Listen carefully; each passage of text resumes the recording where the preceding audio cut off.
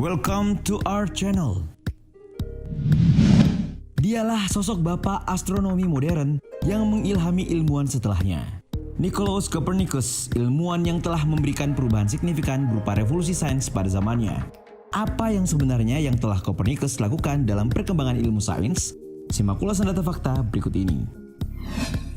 Tapi sebelum lanjut, kami ingatkan kembali untuk subscribe channel ini dan aktifkan lonceng notifikasi kamu untuk mendapatkan video edukatif dari data fakta.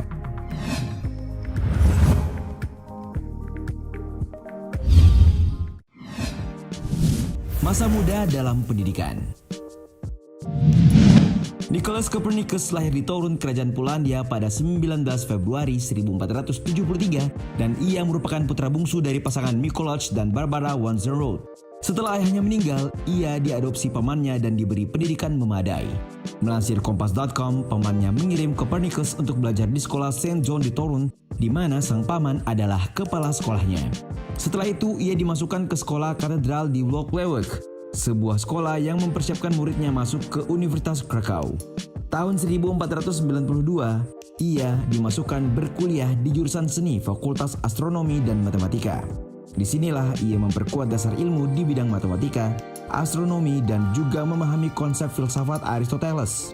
Selama 4 tahun kuliah di Krakow telah mengasah diri dan daya kritisnya, serta membangun dasar logikanya dengan membandingkan dua sistem. Sistem ini dikenal di dalam dunia astronomi yaitu Aristotle dan Ptolemy. Sayangnya, Copernicus meninggalkan Universitas Krakow tanpa mengambil gelarnya pada tahun 1495. Pamannya lalu mengirimnya ke Italia pada pertengahan tahun 1496 untuk mempelajari hukum kanonik. Ia pun pindah ke Bologna dan beberapa bulan setelahnya, ia kembali mendaftar di Universitas Bologna untuk bidang astronomi. Di tahun 1501, Copernicus pindah ke Universitas Padua dan belajar menjadi dokter selama 2 tahun sebelum memutuskan untuk keluar. 2 tahun kemudian, dia menamatkan pendidikan doktoral hukum gereja di Universitas Ferrara dan akhirnya kembali ke Polandia sebagai pastor.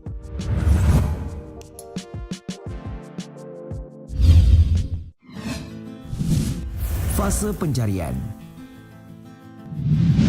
Masa-masa pencarian untuk menemukan kebenaran tentu dialami bagi setiap manusia, begitupun dengan apa yang dialami oleh seorang Copernicus. Mengutip Tirto.id, saat Copernicus mengurusi administrasi gereja yang diampu oleh pamannya, ia lebih giat mempelajari soal pergerakan bintang dan planet.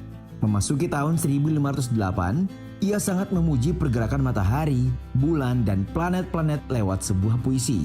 Hal ini sudah menandakan bahwa Copernicus mulai mengungkapkan hal-hal yang berbeda dari orang-orang pada umumnya. 4 tahun setelahnya, Paus Leo X sedang mencari teolog dan astronom yang bersedia mengungkapkan pandangannya soal kalender eklesiastikal. Kalender ini merupakan kalender resmi gereja yang diperuntukkan menghitung hari-hari penting seperti Paskah. Nah, Copernicus pun mulai membagikan konsepsi mengenai sistem alam semesta lewat Commentarilius kepada kawan-kawannya. 2 tahun setelah ini merupakan saat yang penting ketika menyelesaikan manuskrip terpenting sepanjang sejarah, De Revolutionibus Orbium Coelestium.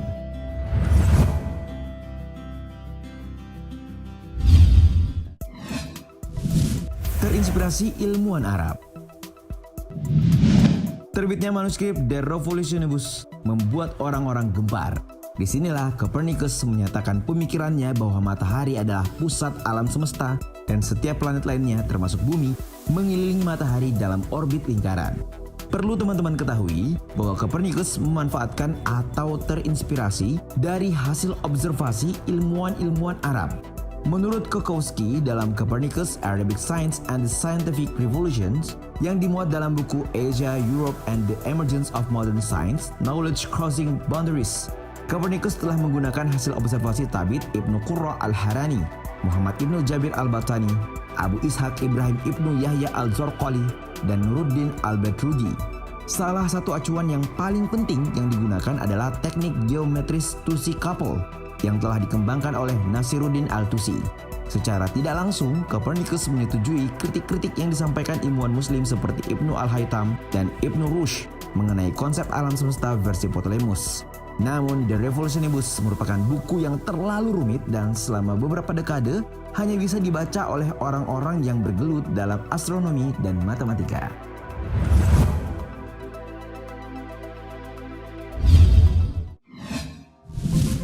Seorang ekonom. Siapa sangka jika seorang yang populer di bidang astronomi dan matematika seperti Copernicus memiliki pemahaman yang baik tentang ilmu ekonomi. Pada tahun 1517, ia menulis sebuah catatan dalam makalah penelitiannya yang menguraikan tentang bidang ekonomi.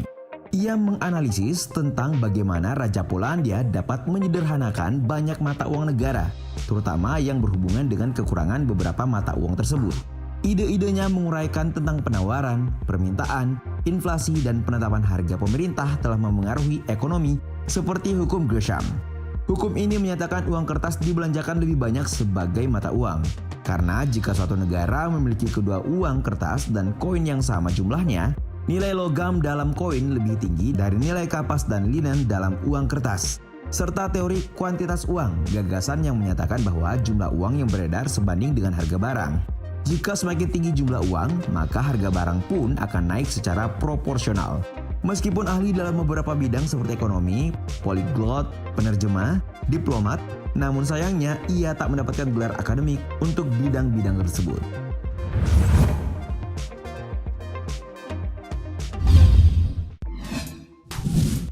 Geosentris versus heliocentris. Sebelum Copernicus mengemukakan pemikirannya, orang-orang percaya bahwa bumi adalah pusat alam semesta. Wajarlah, sebab saat itu pandangan orang-orang didasarkan pada pemikiran seorang ahli astronomi dari Mesir bernama Ptolemus, serta filsuf Yunani Aristoteles. Masyarakat dunia sangat percaya dengan pandangan dua tokoh tersebut, sehingga tidak ada yang melakukan penelitian lebih lanjut untuk membuktikan kebenarannya. Dilansir dari laman komparan.com, pemahaman geosentris atau bumi sebagai pusat tata surya itu bertahan selama berabad-abad dalam ilmu pengetahuan manusia. Nah, Copernicus muncul ke permukaan sebagai salah satu ilmuwan yang kritis menentang teori geosentris. Banyak ahli yang pada saat itu sebenarnya setuju dengan pandangan Copernicus, namun mereka tidak berani menentang apa yang telah diyakini banyak orang. Heliocentris merupakan salah satu teori kontroversial yang ditemukan oleh Copernicus. Teori ini menganggap bahwa matahari menjadi pusat alam semesta. Ia bukanlah orang pertama yang menyimpulkan bahwa bumi berputar mengitari matahari. Astronom Yunani Aristarchus telah menggunakan teori ini pada abad ketiga sebelum Masehi. Nah, Copernicus kemudian menyempurnakannya. Ia menghitung jarak relatif antara planet-planet dan matahari. Melalui hasil penelitiannya, ia telah menjungkir balikan konsep ilmiah dan agama yang telah berakar tetapi keliru. Ia juga menyadarkan manusia betapa rapuhnya konsep ilmiah yang ditelan mentah-mentah dalam waktu yang lama. Ia biasa juga disebut telah menghentikan matahari dan menggerakkan bumi.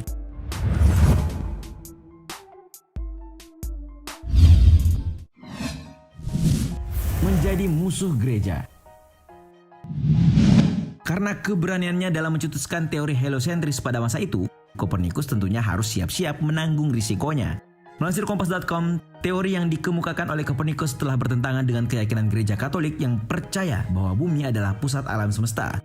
Saat buku De Revolutionibus diterbitkan pada tahun 1543, pemimpin religius Martin Luther terang-terangan menolak teori heliocentris. Seorang pengikutnya pendeta Lutheran, Andreas Osiander, mengikuti jejaknya dan menyebut Copernicus sebagai orang bodoh dan sesat yang ingin memutarbalikkan ilmu astronomi. Ia merasakan penentangan habis-habisan oleh pihak gereja. Kemudian, Copernicus membawa bukunya untuk didedikasikan ke Paus Paulus III. Ia berharap agar gereja Katolik menerima teorinya, namun upayanya kembali gagal. Hingga pada tahun 1616, gereja Katolik Roma menyatakan bahwa bukunya merupakan bacaan terlarang. Ia telah mempertaruhkan nama baik, citra dan posisinya di gereja hanya untuk menyatakan kebenaran yang ia yakini. Hingga ia wafat tanpa pernah menyadari buku itu telah rampung dicetak. Awal Desember 1542, sakit yang dideritanya semakin parah dan meninggal pada 24 Mei 1543. Itulah tadi 9 fakta dari Nicolaus Copernicus yang telah mengubah pemahaman manusia tentang alam semesta. Bagaimana pendapatmu?